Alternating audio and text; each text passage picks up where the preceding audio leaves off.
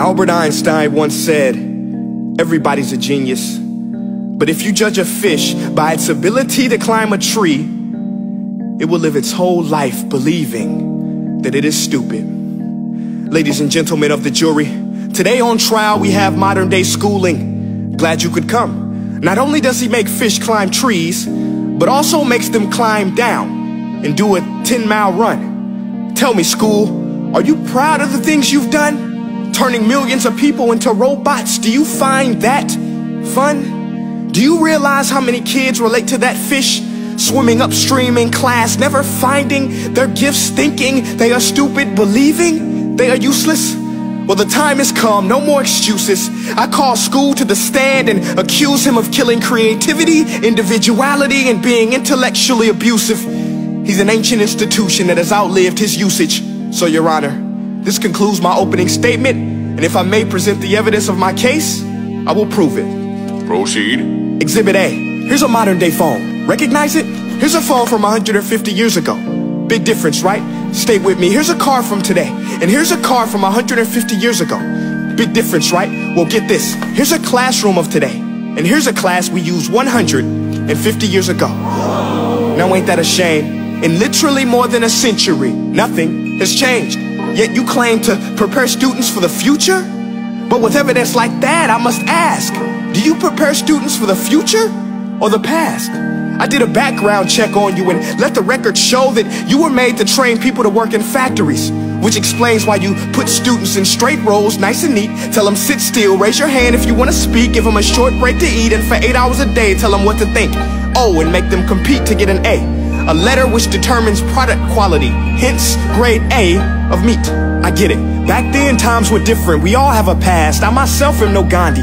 But today, we don't need to make robot zombies. The world has progressed. And now we need people who think creatively, innovatively, critically, independently, with the ability to connect. See, every scientist will tell you that no two brains are the same. And every parent with 2 or more children will confirm that claim.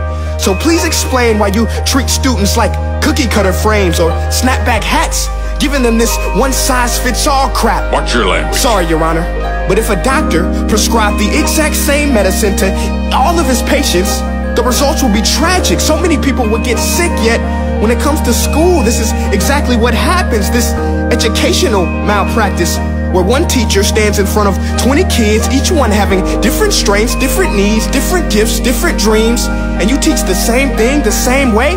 That's horrific. Ladies and gentlemen, the defendant should not be acquitted. This may be one of the worst criminal offenses ever to be committed. And let's mention the way you treat your employees. Objection. Overruled. I want to hear this. It's a shame.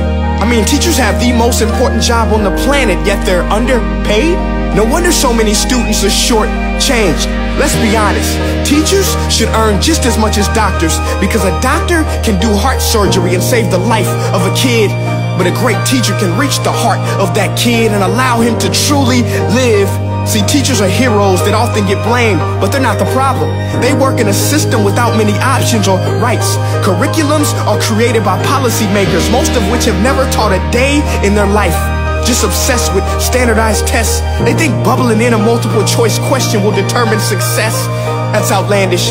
In fact, these tests are too cruel to be used and should be abandoned, but don't take my word for it. Take Frederick J. Kelly, the man who invented standardized testing, who said, and I quote, "These tests are too cruel to be used and should be abandoned." Ladies and gentlemen of the jury, if we continue down this road, the results will be lethal. I don't have much faith in school, but I do have faith in people. And if we can customize healthcare, cars, and Facebook pages, then it is our duty to do the same for education, to upgrade it, change it, do away with school spirit, because that's useless. Unless we're working to bring the spirit out of each and every student, that should be our task. No more Common Core. Instead, let's reach the core of every heart in every class. Sure, math is important, but no more than art or dance. Let's give every gift an equal chance. I know this sounds like a dream, but countries like Finland are doing impressive things. They have shorter school days, teachers make a decent wage, homework is non-existent, and they focus on collaboration instead of competition. But here's the kicker, boys and girls. Their educational system outperforms every other country in the world. Other places like Singapore are succeeding rapidly. Schools like Montessori, programs like Khan Academy. There is no single solution, but let's get moving. Because while students may be 20% of our population, they are 100% of our future.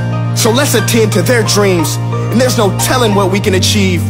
This is a world in which I believe, a world where fish are no longer forced to climb trees. I rest my case.